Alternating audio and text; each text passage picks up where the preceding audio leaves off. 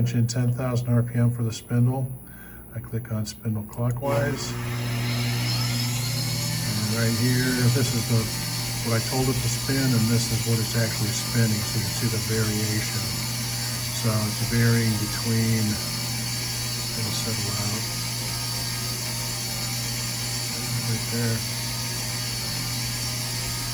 So for 10,000 RPM, the variation is minor. And then if I want to stop it, down to nothing.